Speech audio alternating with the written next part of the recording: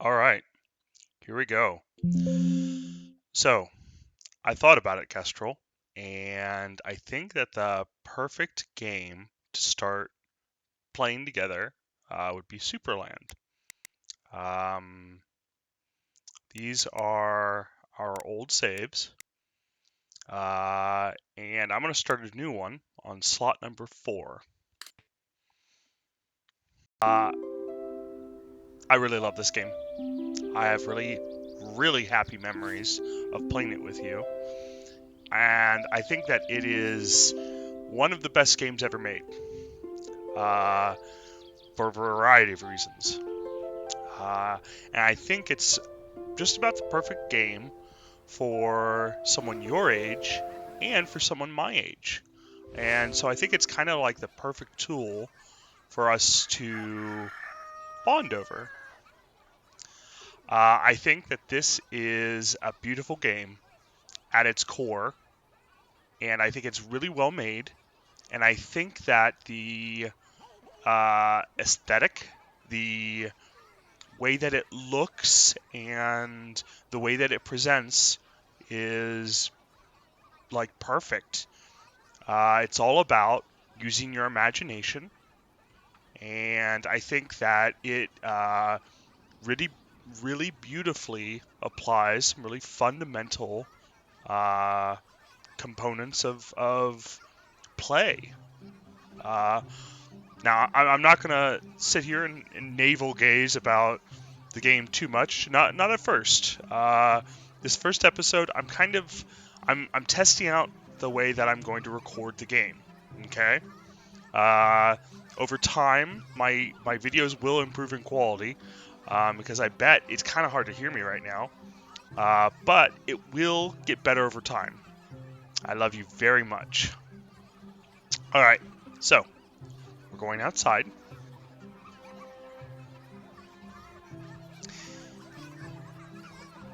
We're out of water. Please go down the pipe and find out what's wrong. At the top right, it says, find out why Red Town is out of water. Oh, and look at everybody's eyes. They're very sad. Also, look, we can't get away. This is a tutorial. We have to play through this part. All right. Oh, and there's some empty buckets. All right. Let's go in. Oh, notice how there's no water in there? I bet that water over there is not fit for consumption. That would be called like gray water or black water. All right. So, this is the first thing that is called an illusion. Not illusion, but allusion. It's a reference to another game property. So, in Zelda, for the Super Nintendo, when you start the first dungeon, your uncle would say the following: I heard that it's dangerous to go alone. Take this. And now you can take the sword. And we're a lefty. See how we're holding the sword in our left hand? Alright. So, we are able to break wood like that. Hey, one thing I want to take note, when I was testing the recording earlier, notice how there's one sound for metal and another sound for the wall. I really like that. That tells us that, like, remember when we get the upgrade that makes us float with the metal? I think that's interesting that they have different properties like that. There we go. All right, I'm looking around. I like to look around every corner for coins. And I like how when you see the first coins, the Super Games Presents comes up. And I think David Munich, I think that's how you say his name, is just really, really, really good at making video games. I've emailed him several times complimenting him on this game. Now, hey, notice how we can't get up here? Now, it's not something that we can surmount just by trying harder. It's something we have to think about. So if we turn around, do you see this yellow beam here?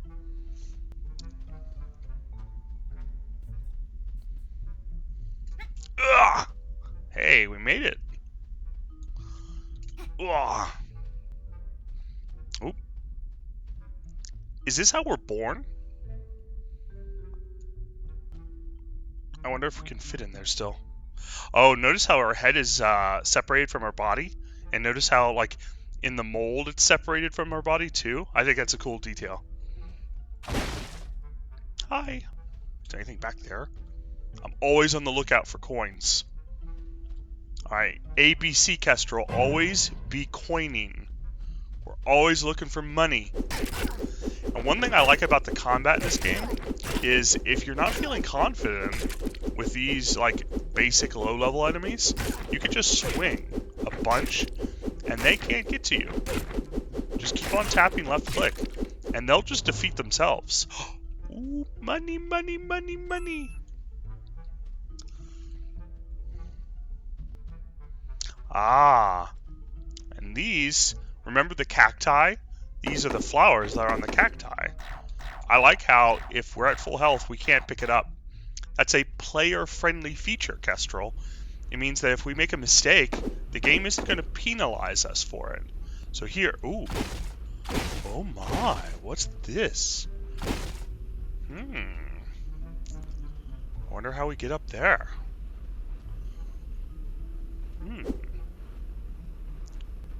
Oh. Oh. Interesting. Is that a secret area, Kestrel? And you see up there, you can see more.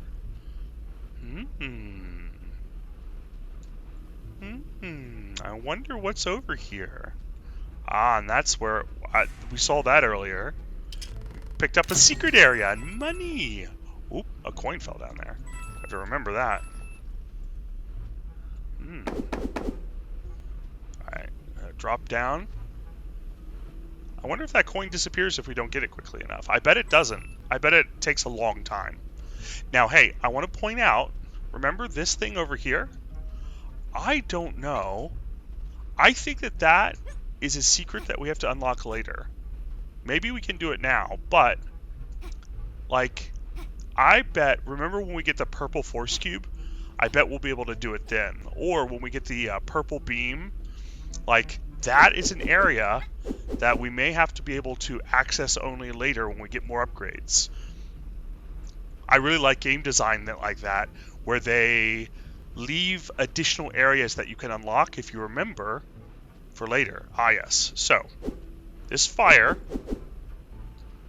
has to be shut down by using this. Notice how the tutorial doesn't have a lot. This area is called a tutorial area. It doesn't have a lot of words telling us how to play the game. Now, hey, one thing I want to take note of is we're at a crossroads here. We can go left or we can go right. I'm going to go right because it... How to put this? Here, if we go left, this looks like it is going to be a longer trip. See how far away it goes? And you can see the blues over there. So whenever I'm playing a game and I am not under a time pressure and I have to choose a path to take, I take the one that looks like it's not the main path.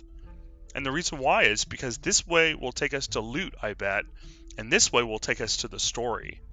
So let's go take the path to the loot. Let's see if we can destroy lights. Nope.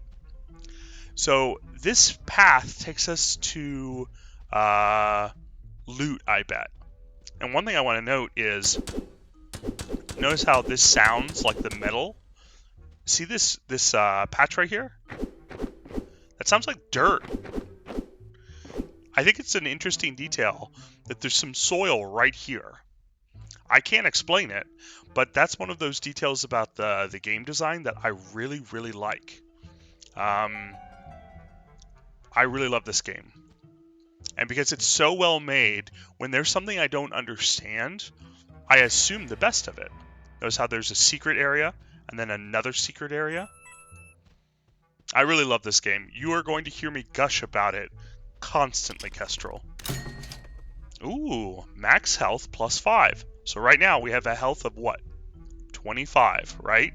Our max health is 25. If we pick this up, plus 5, it's going to be 30. Yeah!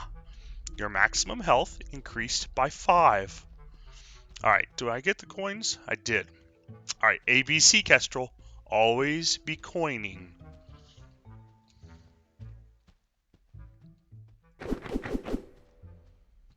Oh, so one of the things, like, if you can't hear this too well,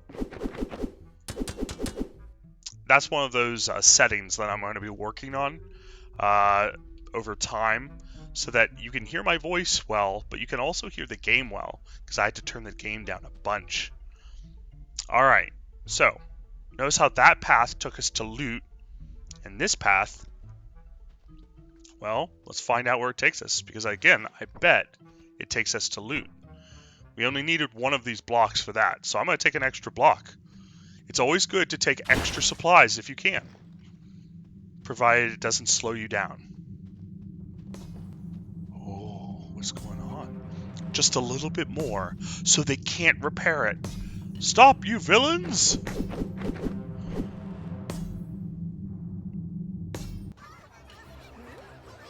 The Blues?